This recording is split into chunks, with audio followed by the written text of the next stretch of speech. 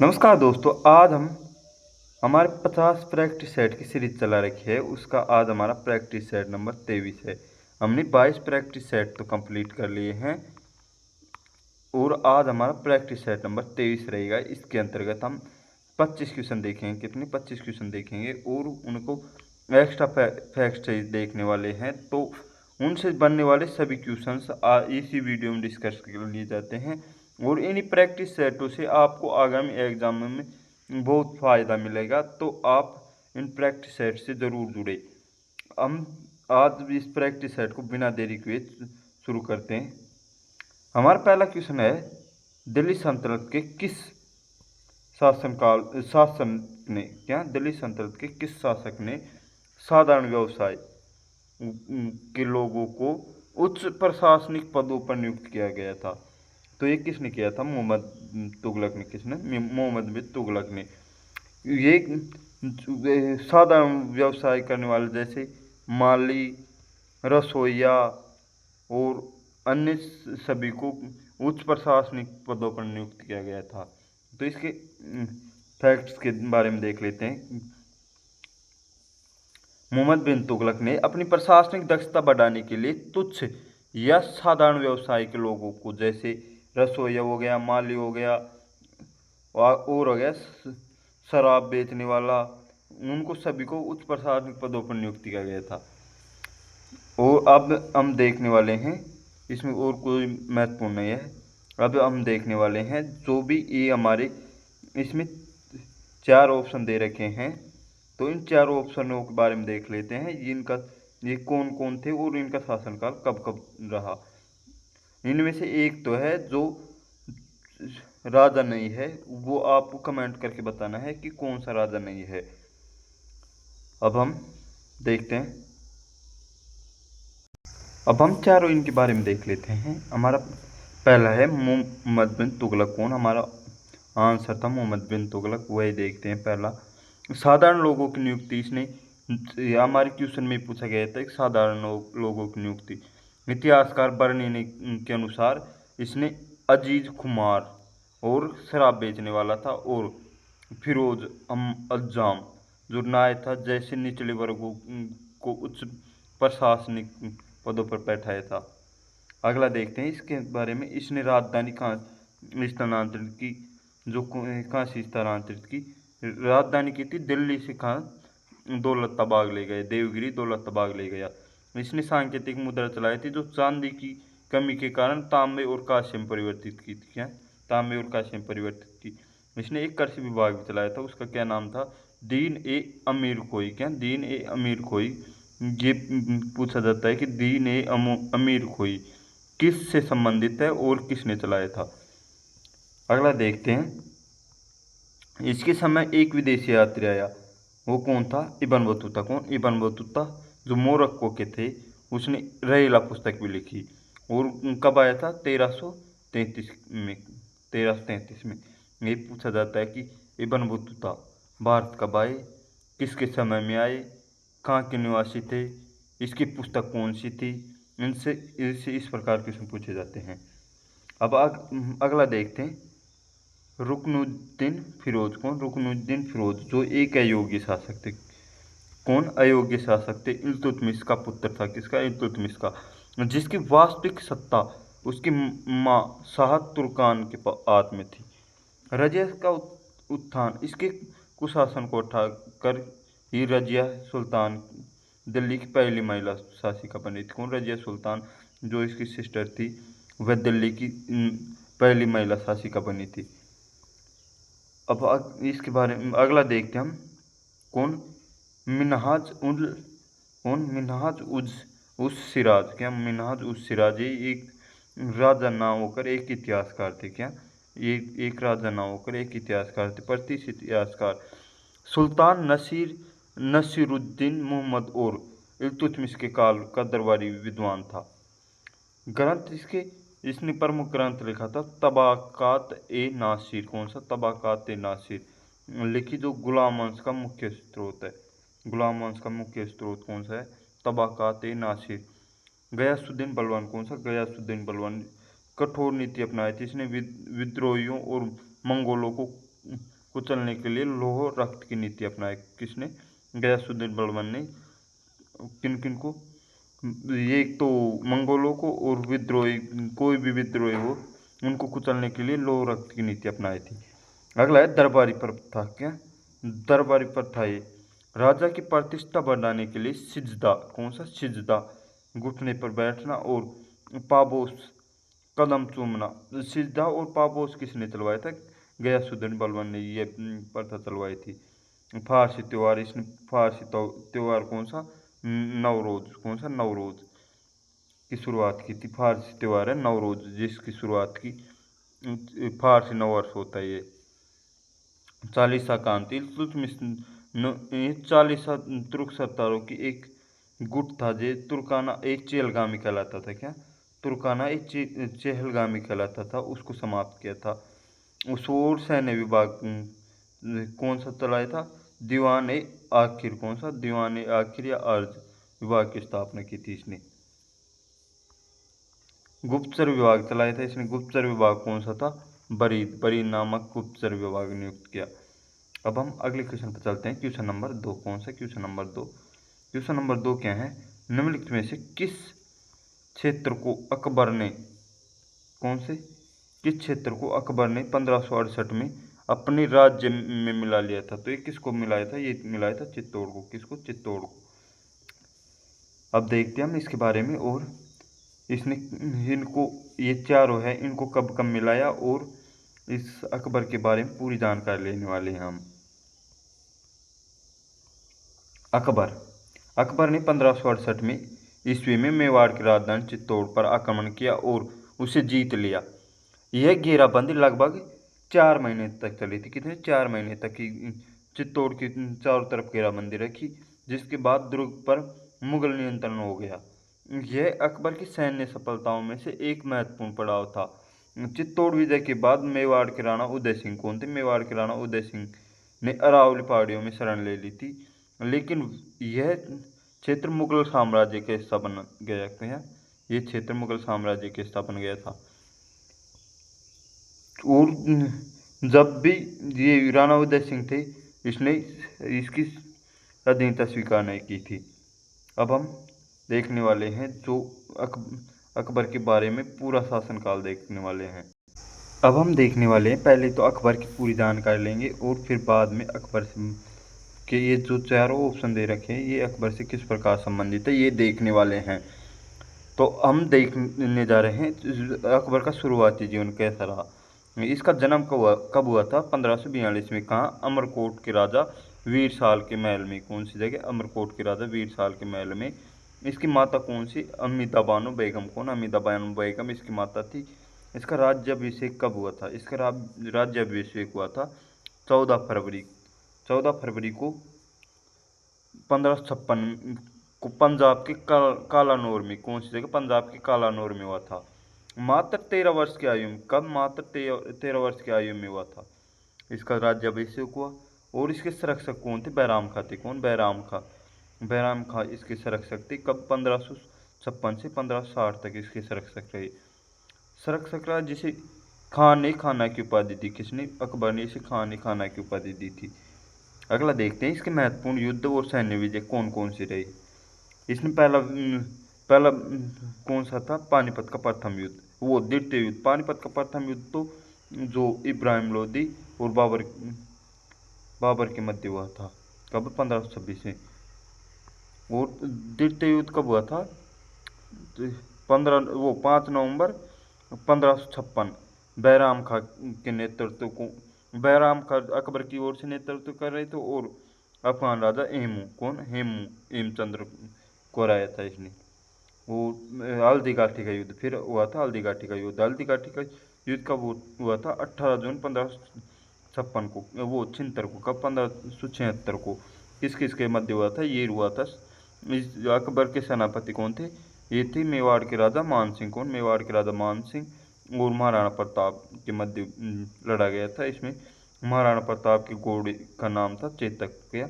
महाराणा प्रताप के घोड़े का नाम भी पूछ लिया जाता है, वह चेतक था।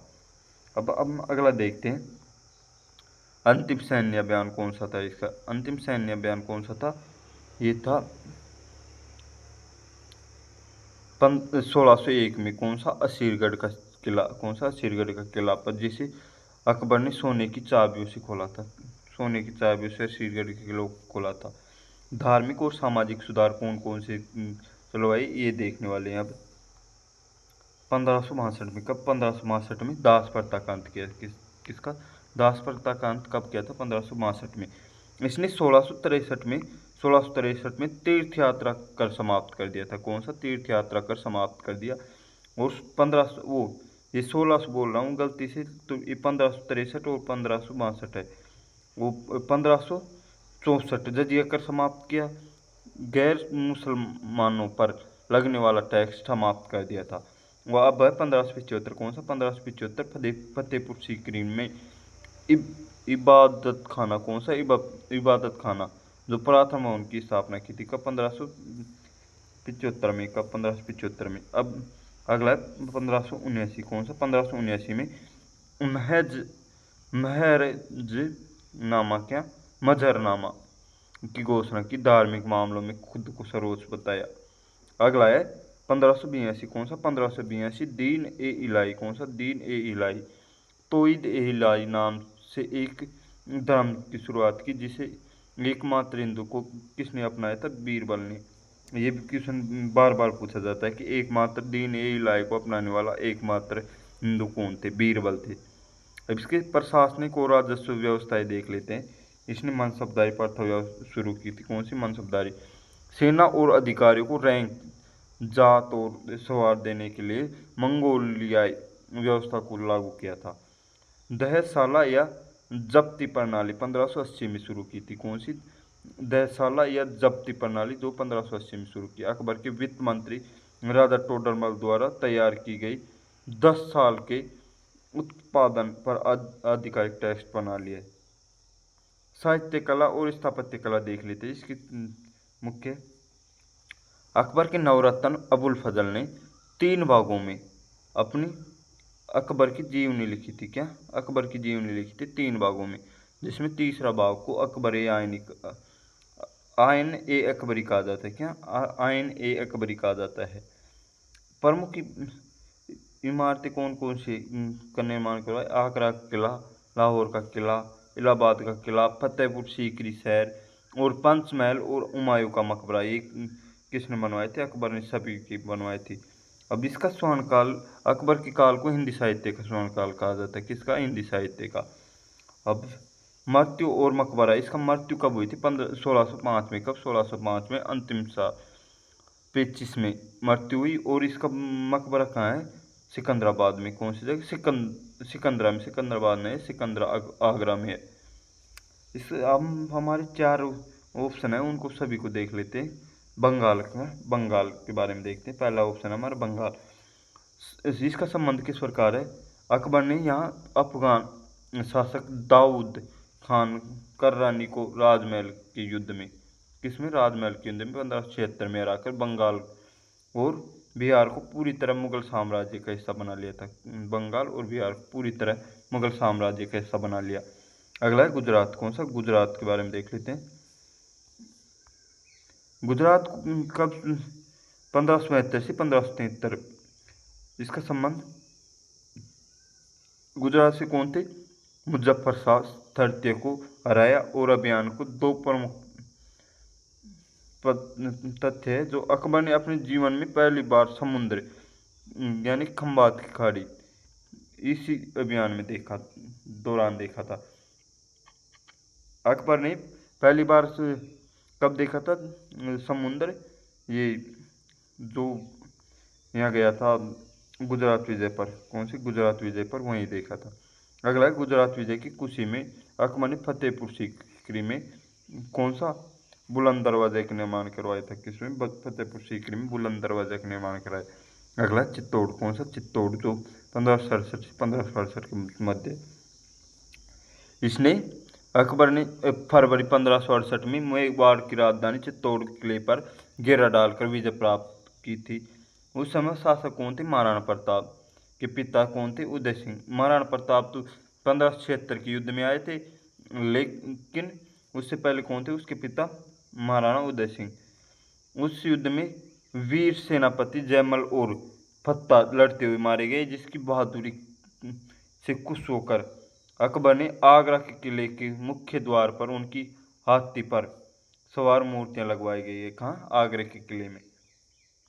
अगला है ओडिशा। अंतिम ऑप्शन था हमारा ओडिशा। ओडिशा से किस प्रकार से 1590 से 1592 के अकबर ने सबसे प्रमुख सेनापति और नवरत्न राजा मान सिंह ने बिहार बंगाल के सूबेदार के रूप में ओडिशा पर आक्रमण किया। उन्होंने वहाँ के अफगान शासक नासिर खान, कौन से नासिर खान को पराजित कर 1592 तक ओडिशा को मुगल साम्राज्य के अधीन कर दिया था। अब हम अगले क्वेश्चन पर चलते हैं। हमारा क्वेश्चन नंबर है 3। क्वेश्चन नंबर 3 क्वेश्चन नंबर 3 क्या कह रहा है? क्वेश्चन नंबर 3 है, भारतीय संविधान के निम्नलिखित में से कौन सी विशेषता जापान से उधार ली गई है? तो ये कौन सी विशेषता जापान से उधार ली है? तो ये ली गई है विधि द्वारा स्थापित प्रक्रिया। कौन सी विधि द्वारा स्थापित प्रक्रिया जो जापान से उधार ली गई है? अब हम इन चारों ऑप्शनों के बारे में देखेंगे और भी हम जो किस देश से क्या क्या लिया गया है वो देखने वाले हैं। भारतीय संविधान की विधि द्वारा स्थापित प्रक्रिया का प्रावधान जापान के कौन से जापान की उससे लिया गया है? संविधान सिद्धांत सुनिश्चित करना, क्या सिद्धांत सुनिश्चित करने का करता है कानून का द्वारा इस निर्धारित प्रक्रिया का पालन निष्पक्ष और वैध तरीके से किया जाए, जिसके विपरीत कानून की उचित प्रक्रिया और सिद्धांत अमेरिकी संविधान से प्रेरित है, जो न्यायपालिका को कानून की निष्पक्षता जांच की शक्ति देता है।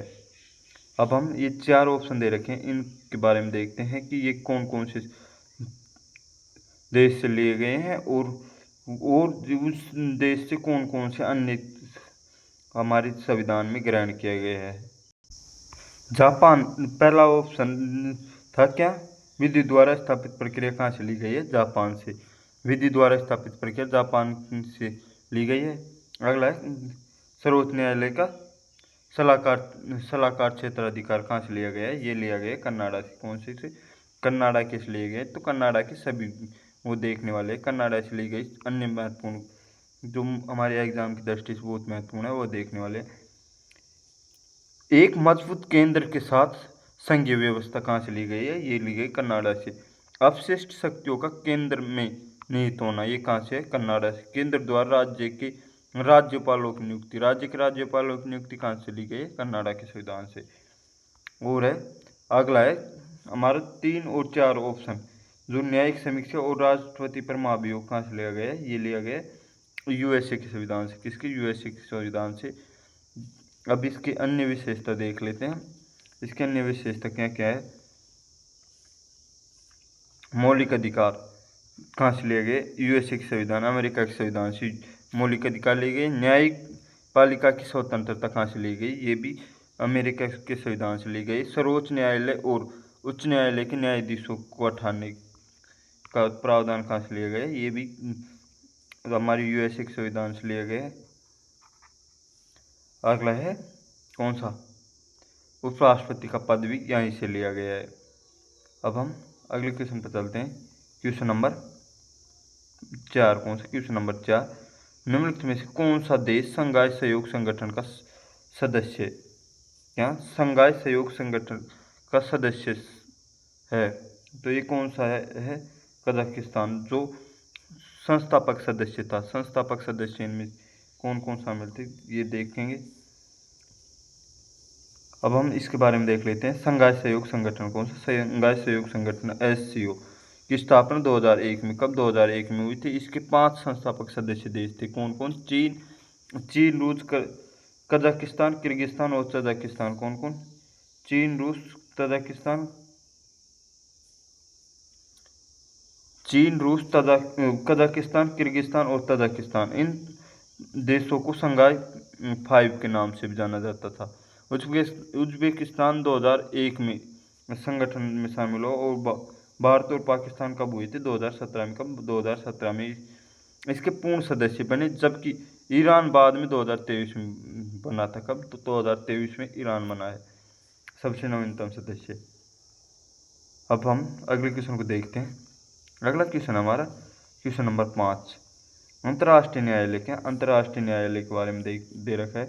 अंतर्राष्ट्रीय न्यायालय खालिस्तान में स्थित है। तो ये कहाँ स्थित है? हेग में। कौन सी जगह? हेग में स्थित है। अंतर्राष्ट्रीय न्यायालय का मुख्यालय कहाँ स्थित है? हेग में। अब इसके बारे में देख लेते हैं। अंतर्राष्ट्रीय न्यायालय संयुक्त राष्ट्र द्वारा न्यायिक अंग है, जो नीदरलैंड के हेग शहर में पीस पैलेस, कौन सा? पीस पैलेस में स्थित है। इसकी स्थापना कब हुई थी? 1945 में। कब? 1945 में इसकी स्थापना हुई। और इसने कार्य कब शुरू किया था? 1946 में। राज्यों के बीच कानूनी विवादों को सुलझाने और अंतर्राष्ट्रीय कानूनों के अनुसार सलाहकार राय देने का काम करता है।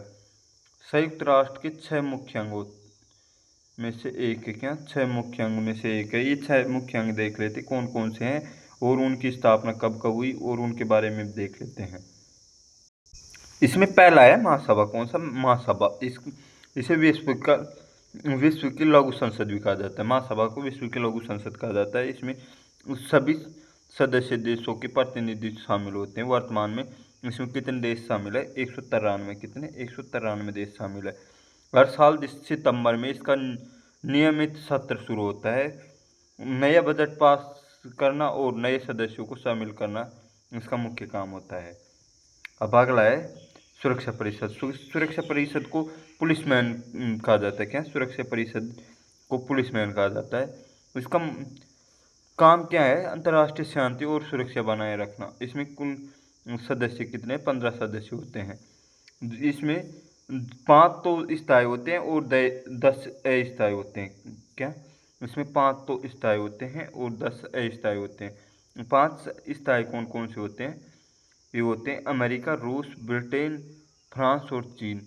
इनके पास वीटो पावर होती है। क्या? इनके पास वीटो पावर होती है। कोई भी परिवर्तन करना हो तो इन 500 की सहमति जरूरी है। अगला है इसमें 10 सदस्य जो 2 वर्ष के लिए चुने जाते हैं। क्या? 2 वर्ष के लिए चुने जाते हैं। अगला है आर्थिक एवं सामाजिक परिषद। कौन सा? आर्थिक एवं सामाजिक परिषद दुनिया भर के आर्थिक और सामाजिक और पर्यावरणीय मुद्दों पर काम करती है। इसके सदस्य की संख्या कितनी? 54 है।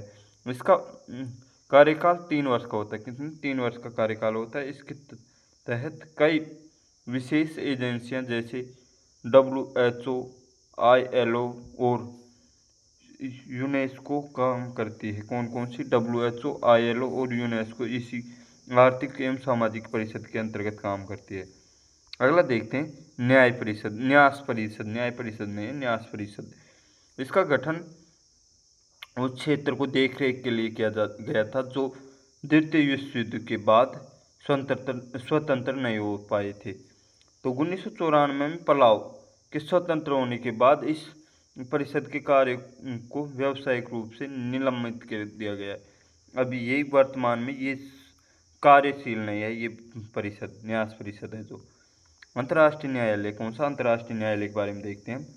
अंतर्राष्ट्रीय न्यायालय यह यूएन की मुख्य न्यायिक शाखा है। क्या? यूएन की एक मुख्य न्यायिक शाखा है जिसका मुख्यालय द हेग नीदरलैंड में स्थित है। कौन सी जगह?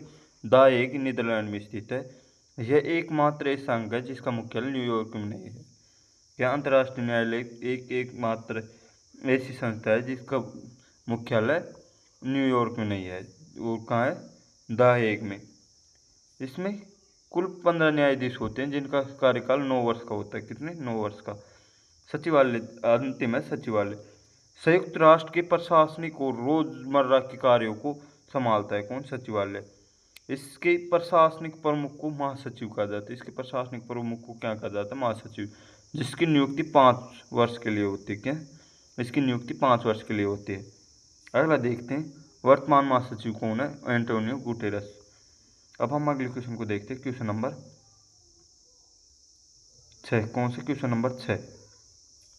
हरमनप्रीत सिंह को मेजर ध्यानचंद खेल रत्न पुरस्कार 2024 से सम्मानित किया गया है। वह किस खेल से संबंधित है? तो ये कौन से खेल से संबंधित है? हॉकी से। किससे? हरमनप्रीत सिंह जो हॉकी के खिलाड़ी है वो मेजर ध्यानचंद खेल रत्न पुरस्कार मिला है। कब? 2024 में। अब इसके बारे में देख लेते हैं। हरमनप्रीत सिंह एक प्रसिद्ध पेशेवर हॉकी खिलाड़ी है जो भारतीय राष्ट्रीय टीम के कप्तान और एक कुशल ड्रैग फिल्कर के रूप में जाने जाते हैं। उन्होंने 2020 और 2024 के ओलंपिक में भारत को पदक दिलाने में महत्वपूर्ण भूमिका निभाई। अपनी असाधारण खेल क्षमता और नेतृत्व कौशल के लिए उन्हें 2024 में मेजर ध्यानचंद खेल रत्न पुरस्कार से सम्मानित किया गया था, जो भारत का सर्वोच्च खेल सम्मान है। क्या भारत का सर्वोच्च खेल सम्मान है? कौन सा? मेजर ध्यानचंद खेल रत्न पुरस्कार। अब हम अगले क्वेश्चन को देखते हैं। Question number 7। क्वेश्चन नंबर 7 क्या कह रहा है? क्वेश्चन नंबर 7 है, सितंबर 2024 में सुप्रीम कोर्ट ने पुष्टि की घरेलू हिंसा में महिलाओं का संरक्षण अधिनियम खालिस्तान भारत में सभी महिलाओं पर लागू होगा, चाहे उनका धर्म या सामाजिक पृष्ठभूमि कुछ भी हो। तो ये कौन सा है? 2003 का। कौन सा? 2003 का। 2003 का नहीं, 2005 का। किसका? 2005 का। इसके बारे में देखते हैं हम। घरेलू हिंसा से महिलाओं का संरक्षण अधिनियम 2005 एक महत्वपूर्ण कानून है जो घरेलू हिंसा के सभी रूपों से महिलाओं को सुरक्षा प्रदान करता है। सुप्रीम कोर्ट ने स्पष्ट किया है कि यह कानून भारत की सभी महिलाओं पर उनकी धर्म, जाति या सामाजिक स्थिति की परवाह किए बिना लागू होता है। इसका उद्देश्य घरेलू दायरे के भीतरी हिंसा का सामना करने वाली महिलाओं को त्वरित कानूनी राहत और सुरक्षा प्रदान करता है। अब हम अगले क्वेश्चन को देखते हैं। Question number 8। कौन सा? Question number 8। क्वेश्चन नंबर 8 कह रहा है 2025 में शुरू किए गए ज्ञान भारत अभियान का मुख्य उद्देश्य क्या था? ज्ञान भारत अभियान का। तो इसका मुख्य उद्देश्य क्या था? भारत की पांडुलिपि विरासत का सर्वेक्षण और दस्तावेजीकरण और संरक्षण करना। क्या क्या? पांडुलिपि विरासत का संरक्षण करना, दस्तावेजीकरण करना और संरक्षण करना, इसका मुख्य उद्देश्य था। इसके बारे में देखते हैं। ज्ञान भारत अभियान। कौन सा? ज्ञान भारत अभियान। मुख्य उद्देश्य भारत की प्राचीन पांडुलिपियों की विशाल विरासत को खोजना, उनका वैज्ञानिक रूप से दस्तावेजीकरण करना और उन्हें आने वाली पीढ़ियों के लिए संरक्षित करना था। भारत के पास पांडुलिपियों का दुनिया का सबसे बड़ा संग्रह है, जिसमें विभिन्न विषयों पर ज्ञान का भंडार है। इस अभियान का उद्देश्य इस दुर्लभ ज्ञान संसाधनों को डिजिटल रूप से सहेज कर शोधकर्ताओं को जनता के लिए सुलभ बनाना है। अब हम अगले क्वेश्चन पर चलते हैं। Question number 9। कौन सा? Question number 9। क्वेश्चन नंबर 9 क्या कह रहा है? विश्व वायु गुणवत्ता प्रतिवेदन 2024 में सबसे प्रदूषित देशों में भारत का स्थान क्या था? तो ये कौन सा था? भारत सबसे प्रदूषित देशों में कौन सा था? 5वें स्थान पर था। अब हम इसके बारे में देख लेते हैं। विश्व वायु गुणवत्ता प्रतिवेदन। कौन सा? विश्व वायु गुणवत्ता प्रतिवेदन 2024 के आंकड़ों के अनुसार प्रदूषण के स्तर के आधार पर दुनिया के सबसे प्रदूषित देशों में 5वें स्थान पर था। यह रिपोर्ट हवा मौजूद सूक्ष्म कणों के स्तर का विश्लेषण करती है। भारत के कई शहर इस सूचकांक के उच्च स्तर का प्रदूषण दिखाते हैं और सामाजिक स्वास्थ्य के लिए एक चुनौती है, और औद्योगिक वाहन और उत्सर्जन को नियंत्रित करने की आवश्यकता पर जोर देते हैं। अब हम जो वर्तमान में कौन कौन से महत्वपूर्ण सूचकांक है उन सभी को देख लेते हैं। लगभग 20 ऐसे सूचकांक देखेंगे जो हमारे एग्जाम में बार बार पूछे जाते हैं। अब हम महत्वपूर्ण सूचकांक देख लेते हैं। पहला है वैश्विक नवाचार सूचकांक 2025। कौन सा? वैश्विक नवाचार सूचकांक 2025। इसमें भारत की रैंक कौन सी है? 38वीं रैंक थी भारत की। इसे जारी कौन करता है? विश्व बौद्धिक संपदा संगठन। कौन? विश्व बौद्धिक संपदा संगठन इसको जारी करता है। इसके महत्वपूर्ण तथ्य देख लेते हैं। भारत निम्न मध्यम आय वाले देशों की श्रेणी में दुनिया में पहले स्थान पर बना हुआ है। इसमें स्विट्जरलैंड पहले स्थान पर है। कौन? पहले स्थान पर बना हुआ है। कौन? स्विट्जरलैंड पहला स्थान है इसका।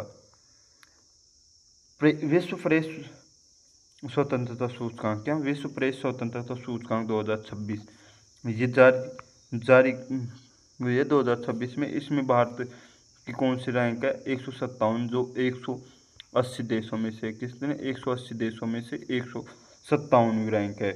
नीचे से टॉप कर रहा है भारत। जारीकर्ता संस्था कौन सा है? जारीकर्ता संस्था है रिपोर्टर्स विदाउट बॉर्डर। कौन? Reporters without border, RSF। महत्वपूर्ण तथ्य देखते, जिस पिछले वर्षों की तुलना में भारत की रैंकिंग में गिरावट देखी गई है। नॉर्वे इस सूचकांक में लगातार शीर्ष पर बना हुआ है। नॉर्वे जो विश्व प्रेस स्वतंत्रता सूचकांक है उसमें शीर्ष स्थान रहा है। अगला देखते हैं, वैश्विक लैंगिक अंतराल रिपोर्ट कौन सा? वैश्विक लैंगिक अंतराल रिपोर्ट 2025। इसमें भारत की रैंक कौन सी है? 131, जो 148 में से कौन से 148 में से। जारीकर्ता संस्था कौन सा? विश्व आर्थिक मंच। कौन? विश्व आर्थिक मंच।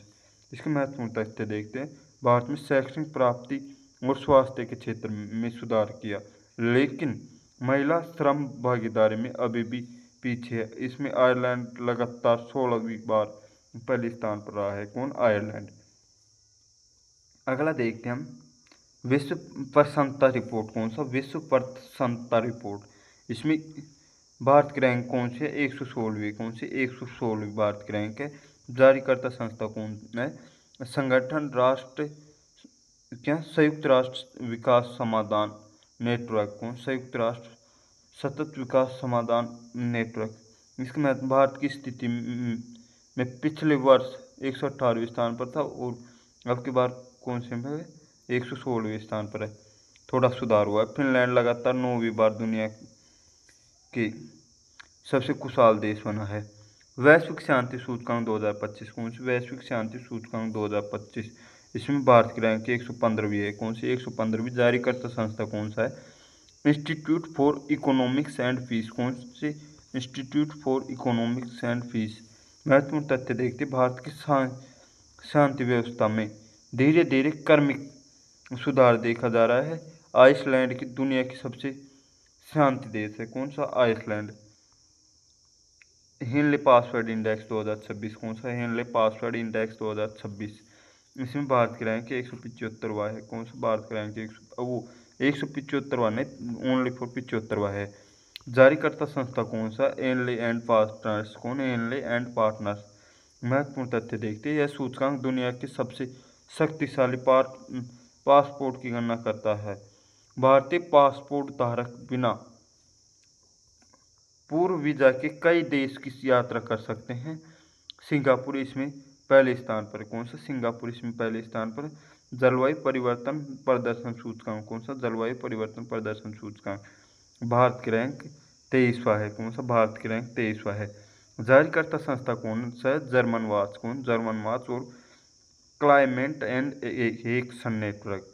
महत्वपूर्ण तथ्य देखते, भारत का प्रदर्शन वैश्विक ग्रीन हाउस गैस उत्सर्जन को रोकने की दिशा में अपनी श्रेणी में बेहतर है, हालांकि समग्र रैंकिंग में गिरावट आई है। भ्रष्टाचार बोध सूचकांक कौन सा? भ्रष्टाचार बोध सूचकांक में भारत की रैंक कौन से? भारत की रैंक है 91वीं। जारीकर्ता संस्था कौन सा है? Transparency international. कौन सा? Transparency international. महत्वपूर्ण तथ्य देखते हैं, यह सार्वजनिक क्षेत्रों में भ्रष्टाचार के स्तर को मापता है और डेनमार्क को दुनिया का सबसे कम भ्रष्ट देश घोषित किया गया है। कौन? किसको? डेनमार्क को। अगला देखते हैं, ग्लोबल फायर पावर इंडेक्स कौन सा? Global fire power index 2025। इसमें भारत की रैंक कौन सा? चौथी रैंक है भारत की। जारीकर्ता संस्था कौन सा? Global fire power. कौन सा? Global fire power. महत्वपूर्ण तथ्य देखते हैं, यह देश की पारंपरिक सैन्य क्षमता का आकलन करता है। किसकी? पारंपरिक सैन्य क्षमता का आकलन करता है। शीर्ष देश कौन सा है? शीर्ष 3 स्थानों पर क्रमशः अमेरिका, रूस और चीन। कौन कौन? अमेरिका, रूस और चीन, जिसके बाद भारत का स्थान है। वैश्विक भूख सूचकांक 2025। वैश्विक भूख सूचकांक 2025 में भारत की रैंक कौन सी? 102वीं है। जारीकर्ता संस्था कौन सा है? कर्सन वर्ल्ड वाइड और वेल्ड हंगर हाइल्ट जारी करता है। इसको अल्प जारी करता है। इसको महत्वपूर्ण तथ्य देखते हैं, यह सूचकांक अल्प पोषण और चाइल्ड इटलिटिंग और चाइल्ड वेस्टिंग जैसे महत्वपूर्ण संकेतकों के आधार पर भुखमरी के स्तर को मापता है। अब हम अगला देखते हैं, मानव विकास सूचकांक। कौन सा? मानव विकास सूचकांक, ये 2024-25 की रिपोर्ट है। HDI कौन सा? ह्यूमन डेवलपमेंट इंडेक्स, जिसमें भारत की रैंक है 130वीं है। जारीकर्ता संस्था कौन सा? संयुक्त राष्ट्र विकास कार्यक्रम। कौन? UNDP जारी करता है। महत्वपूर्ण तथ्य देखते, भारत को मध्यम मानव विकास, कौन सा? मध्यम मानव विकास वाले देश की श्रेणी में रखा गया है। यह जीवन प्रत्याशा, शिक्षा और प्रति व्यक्ति आय पर आधारित इस रिपोर्ट को जारी करता है। किसके पर? जीवन प्रत्याशा, शिक्षा और प्रति व्यक्ति आय पर। ये क्वेश्चन पूछा जा सकता है कि जो UNDP कौन सी ह्यूमन डेवलपमेंट इंडेक्स जारी करता है वो किस उन पर जारी करता है कि, तो पहला है जीवन प्रत्याशा, शिक्षा और प्रति व्यक्ति आय पर जारी करता है। विश्व प्रतिस्पर्धात्मकता सूचकांक 2025 कौन सा? हम पढ़ रहे थे विश्व प्रतिस्पर्धात्मक सूचकांक 2025। इसके बारे में देखते हैं। भारत की रैंक 40वीं 41वीं थी। जारीकर्ता संस्था कौन सा है? International institute for management development. महत्वपूर्ण तथ्य देखते हैं। सूचकांक किसी देश की आर्थिक प्रदर्शन, सरकारी दक्षता और बुनियादी ढांचे की मजबूती को मापता है। अगला है वैश्विक आतंकवाद सूचकांक। कौन सा? वैश्विक आतंकवाद सूचकांक 2026। इसमें 13वां रैंक भारत का है। जारीकर्ता संस्था कौन सा है? Institute for economic and peace इसे जारी करता है। महत्वपूर्ण तथ्य दे, यह सूचकांक दुनिया भर में आतंकवाद के प्रभाव और उससे होने वाले नुकसान को विश्लेषण करता है। अगला है वैश्विक यूनिकॉर्न। कौन सा? वैश्विक यूनिकॉर्न सूचकांक 2025। इसमें भारत की रैंक कौन सी? 3री रैंक है। और जारीकर्ता संस्था कौन सा है?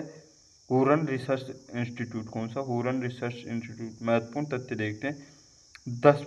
1 बिलियन से अधिक मूल्यांकन को स्टार्टअप यूनिकॉर्न के मामले में भारत दुनिया का तीसरा सबसे बड़ा हब, पहले दूसरे स्थान पर अमेरिका और चीन है।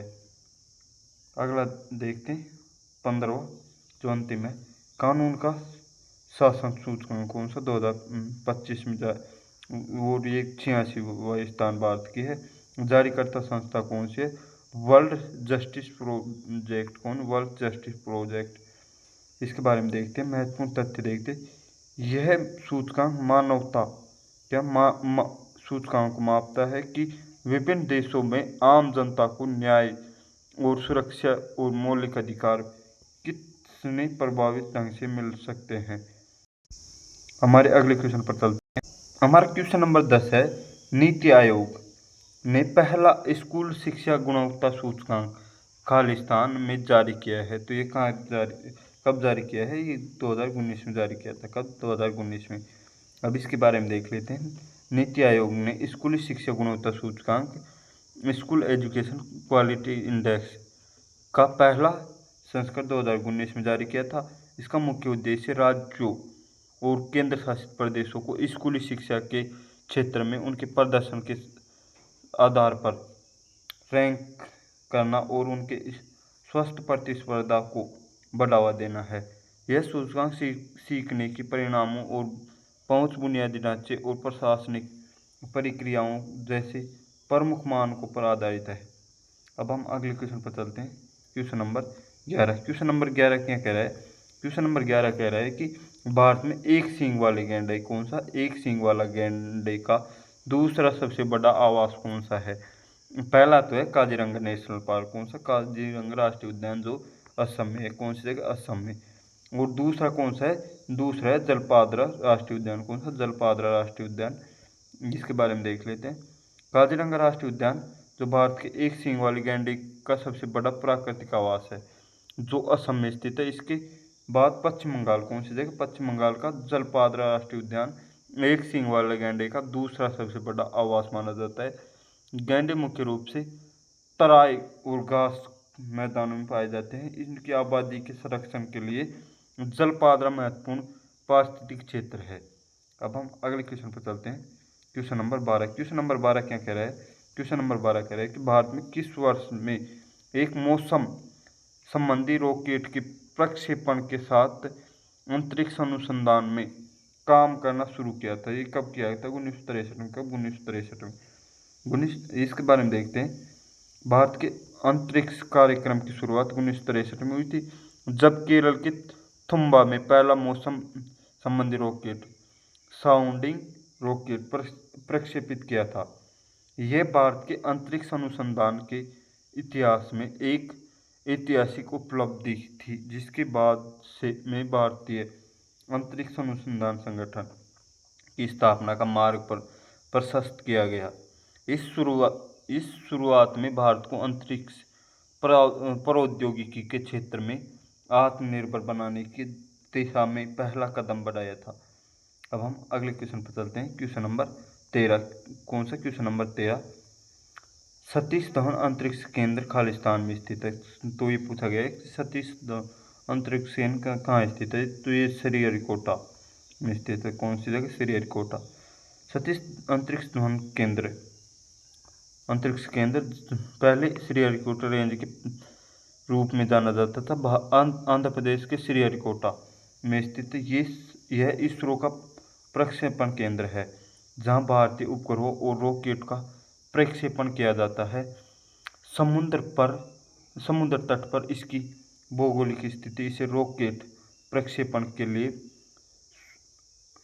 सुरक्षित और आदर्श बनाती है।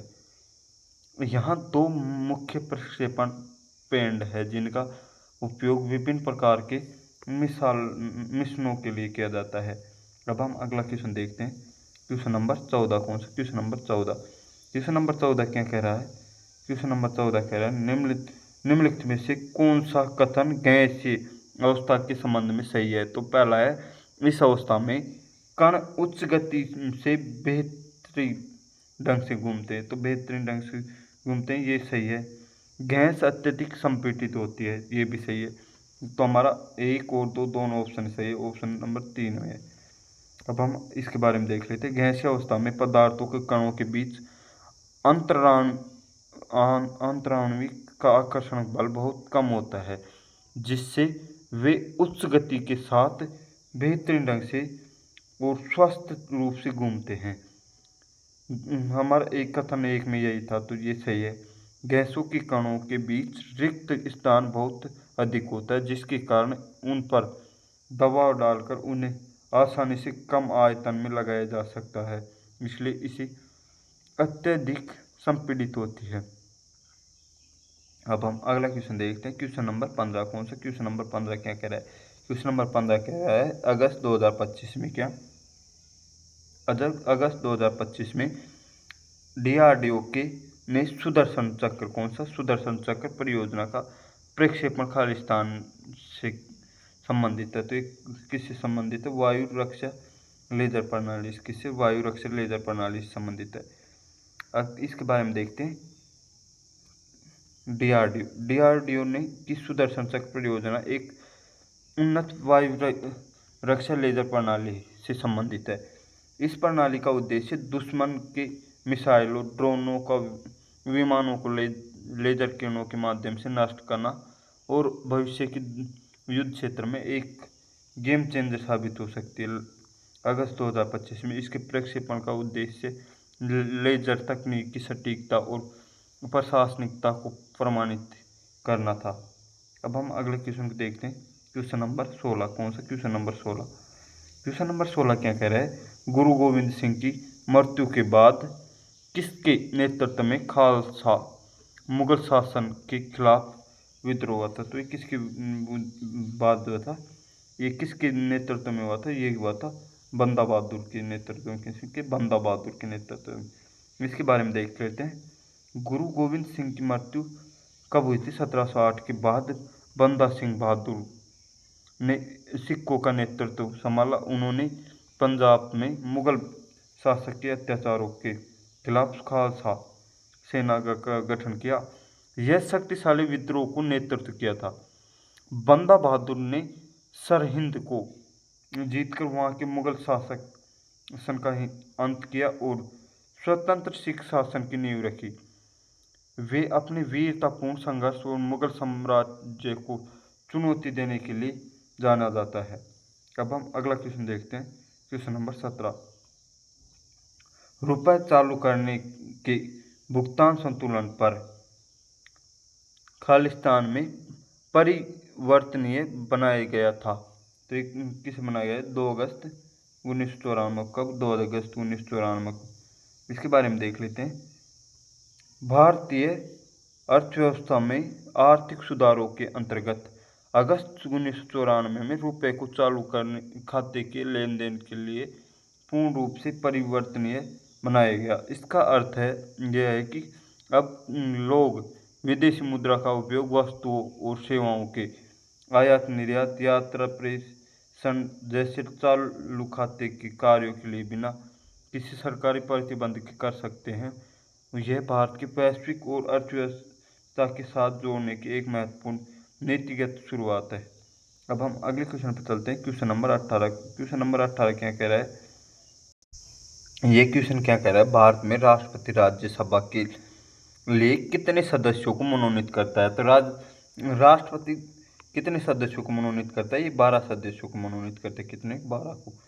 भारतीय संविधान, इसके बारे में देख लेते हैं। भारतीय संविधान के अनुच्छेद 80, कौन से अनुच्छेद 80 के तहत भारत के राष्ट्रपति 12 सदस्यों को मनोनीत करते हैं? कितने? 12 सदस्यों को मनोनीत करते हैं। इन सदस्यों का चयन साहित्य, विज्ञान और कला, समाज सेवा के क्षेत्र में विशेष ज्ञान या व्यावहारिक अनुभव रखने वाले व्यक्तियों में से किया जाता है। यह प्रावधान राज्यसभा में विशेषज्ञता और विभिन्न क्षेत्रों के महत्वपूर्ण दृष्टिकोण का प्रतिनिधित्व सुनिश्चित करने के लिए किया गया है। अब हम अगला देखते हैं, क्वेश्चन नंबर 19। कौन सा? Question number 19। क्वेश्चन नंबर 19 क्या कहा गया है? निम्नलिखित में से कौन सा कथन भारत के उपराष्ट्रपति के चुनाव के संबंध में सही है? तो ये उसके बारे में देख लेते हैं। उन्होंने 35 वर्ष की आयु में पूरी कर ली थी। क्या 35 वर्ष की आयु पूरी कर ली हो? और वह इसमें कथन दे, उपराष्ट्रपति के बारे में कथन दे रखे हैं। तो वह 35 वर्ष की आयु पूरी कर ली हो, वह राज्य परिषद के सदस्य के रूप में चुनाव के लिए योग्य होना चाहिए। तो ये दोनों ही सही। क्या? दोनों ही सही, क्योंकि राज्य परिषद के सदस्य के रूप में चुनाव कर सकता है ये। अब इसके बारे में देखते हैं। उपराष्ट्रपति पद के लिए संवैधानिक योग्यता इस प्रकार है। उम्मीदवार को भारत की नागरिकता होनी चाहिए, कम से कम 35 वर्ष की आयु पूरी कर चुका हो, जी दे रखा हो ऑप्शन, उसे भारत राज्यसभा का सदस्य के रूप में चुने जाने की योग्यता रखता हो, और इसके अतिरिक्त है उसे किसी लाभ के पद पर नहीं होना चाहिए। क्या? ये कोई लाभ के पद पर नहीं होना चाहिए। अगला है हमारा क्वेश्चन नंबर 20। कौन सा? Question number 20। अमूल दूध सहकारी समिति की स्थापना खालिस्तान में हुई थी। तो ये कब हुई थी? 1946 में। कब? 1946 में। 1946 में। इसके बारे में देख लेते हैं हम। अमूल का पूरा नाम क्या है? आनंद मिल्क यूनियन लिमिटेड। कौन सा? अमूल का पूरा नाम है आनंद मिल्क यूनियन लिमिटेड। सहकारी समिति की स्थापना कब हुई थी? 1946 में, गुजरात के आनंद जिले में। कौन सी? गुजरात के आनंद जिले में। इसे वर्गीज कुरियन के नेतृत्व में श्वेत क्रांति के केंद्र के रूप में जाना जाता है, जिसने भारत की दुनिया का सबसे बड़ा दुग्ध उत्पादक देश बनाने में मदद की। अमूल ने सहकारी मॉडल के माध्यम से लाखों डेयरी किसानों को सशक्त बनाया है, और यह भारत की सबसे सफल सहकारी कहानियों में से एक है। क्या? यह भारत की सबसे सफल सहकारी कहानियों में से एक है। अगला देखते हैं क्वेश्चन नंबर 21। कौन सा? Question number 21। क्वेश्चन नंबर 21 क्या कह रहा है? निम्नलिखित में से किस राज्य में सुंदरगढ़, मयूरभंज और झार की पहाड़ियाँ श्रृंखलाओं में लौह अयस्क पाया जाता है? तो ये कौन से पाया जाता है? ओडिशा में। कौन से? ओडिशा में। इसके बारे में और देख लेते हैं। ओडिशा भारत में लौह अयस्क का एक प्रमुख उत्पादक राज्य है। सुंदरगढ़, मयूरभंज और झार के क्षेत्र की पहाड़ियों में से उच्च कोटि का हेमेटाइट्स लौह अयस्क प्रचुर मात्रा में पाया जाता है। यह छोटा नागपुर पठार का विस्तार है और यह यहाँ की भूगर्भीय संरचना खनिज संसाधनों की दृष्टि से अत्यंत समृद्ध है, जो देश के इस्पात उद्योगों के लिए कच्चे माल का प्रमुख स्रोत है। अब हम अगले क्वेश्चन पर चलते हैं। क्वेश्चन नंबर 22 कौन सा? Question number 22। क्वेश्चन नंबर 22 क्या कह रहा है? एकल कोशिका वाले जीवों को भोजन लेने, गैसों का आदान प्रदान करने या अपशिष्टों को निकालने के लिए विशिष्ट अंगों की आवश्यकता क्यों नहीं होती? तो ये क्यों नहीं होती? क्योंकि उनकी पूरी सतह पर्यावरण के संपर्क में होती है। क्या? पूरी सतह जो पर्यावरण के संपर्क में होती है। एकल कोशिका जीव जैसे अमीबा, पैरामीशियन का पूरा शरीर सीधे बाहरी पर्यावरण के संपर्क में रहता है। विसरण की प्रक्रिया के माध्यम से कोशिका की सतह से ही गैसों का आदान प्रदान, पोषक तत्वों को ग्रहण और अपशिष्ट पदार्थों का उत्सर्जन कर लेती है।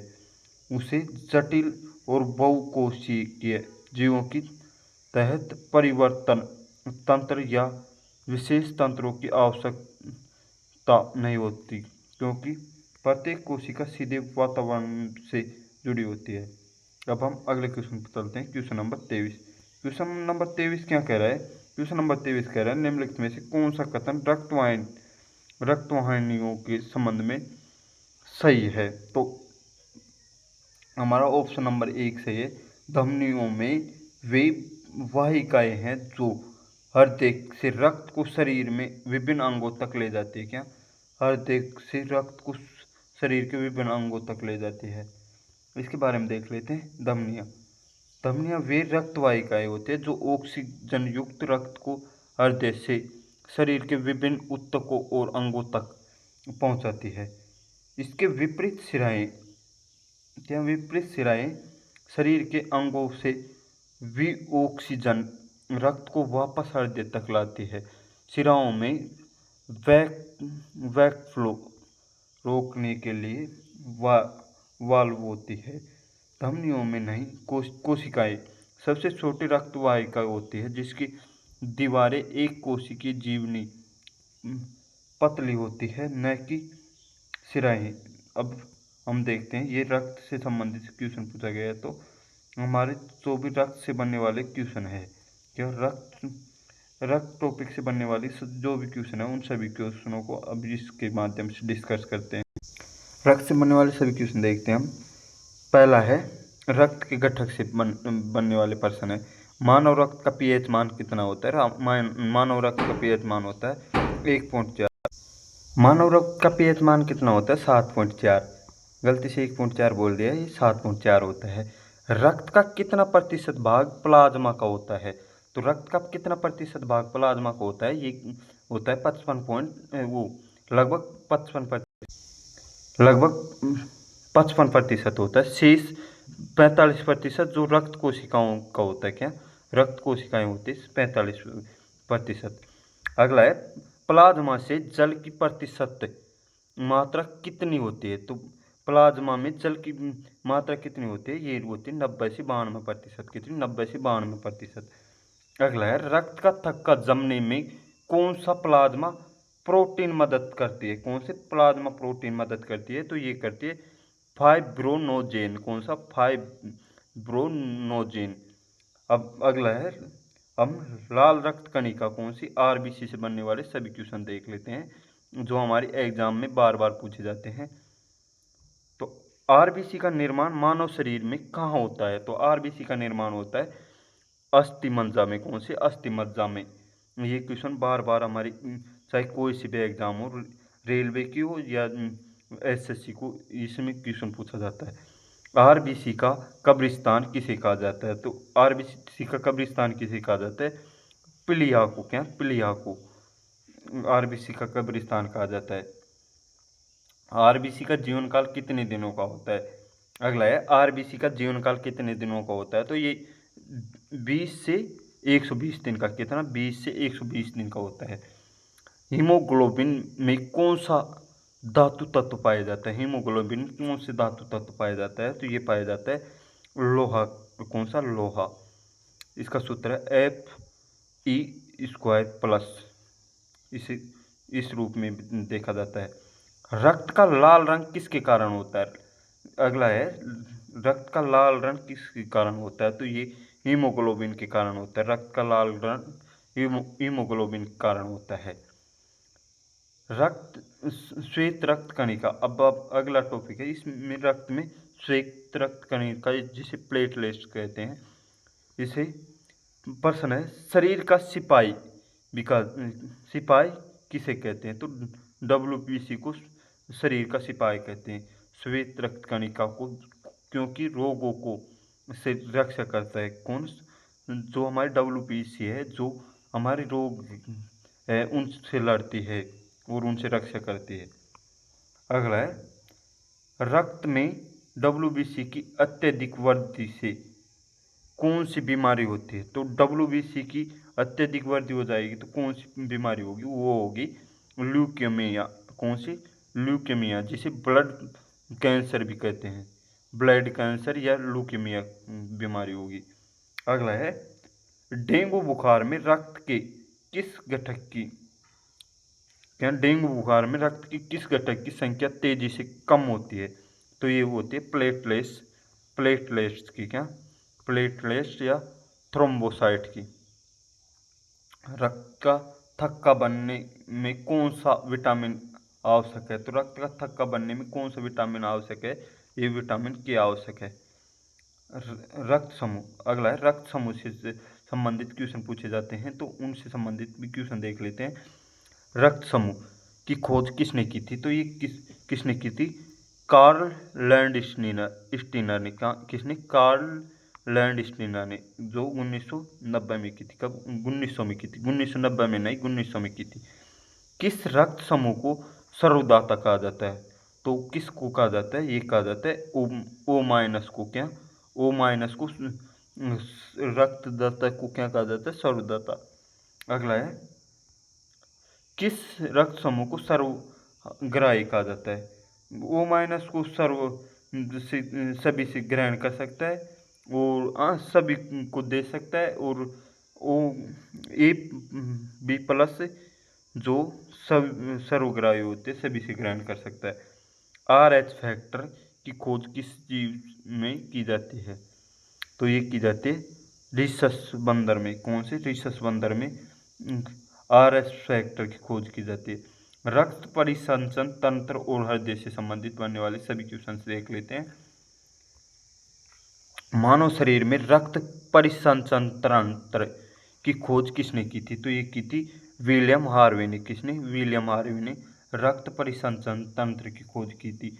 धमनियों में किस प्रकार का रक्त बहता है? तो वो शुद्ध रक्त बहता है। धमनियों में शुद्ध रक्त बहता है जो ऑक्सीजन युक्त होता है। अपवाद कौन सी है? एक अपवाद है पुल्मोनरी धमनी, जो फुसफुस धमनी भी कहते हैं, इसमें अशुद्ध रक्त बहता है। अगला है, सिराओं में किस प्रकार का रक्त बहता है? सिराओं में बहता है अशुद्ध रक्त, जो CO2 युक्त होता है, कार्बन डाइऑक्साइड युक्त। अपवाद होता है पुल्मोनरी सिरा, जो फुसफुस सिरा, जिसमें शुद्ध रक्त बहता है। कौन सा? शुद्ध रक्त बहता है। एक सामान्य वयस्क मनुष्य का रक्तचाप कितना होता है? सामान्य वयस्क मनुष्य का रक्तचाप कितना होता है? वह होता है 120/80 mm या 120 सिस्टोलिक 80 डायस्टोलिक। रक्तचाप मापने के लिए किस उपकरण का उपयोग किया जाता है? तो ये किया जाता है सिस्मोमैनोमीटर। कौन सा? सिस्मैनोमीटर। अब हम अगले क्वेश्चन पर चलते हैं। हमने इससे संबंधित सभी क्वेश्चन देख लिए हैं, तो हमारा अगला क्वेश्चन है क्वेश्चन नंबर 24। निम्नलिखित में से किस राजा ने बुद्ध और महावीर दोनों के जीवन काल में शासन किया था? तो ये किसने किया था? ये किया था अजातशत्रु ने। किसने? अजातशत्रु।